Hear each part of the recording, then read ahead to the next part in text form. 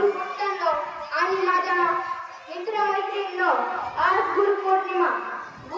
गुरुपौर्णिमेच्या सर्वांना खूप खूप शुभेच्छा.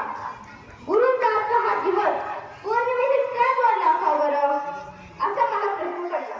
मग त्याचे उत्तर असे सापडले की पौर्णिमेचा चंद्र हा पूर्ण असतो, पूर्ण प्रकाशित असतो.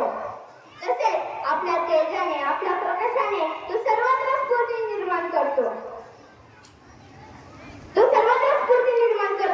गुरुकडे गेल्यावर आपल्याला पूर्णत्व प्राप्त व्हायला लागते. म्हणून गुरूंना पौर्णिमेशी जोडले असावे.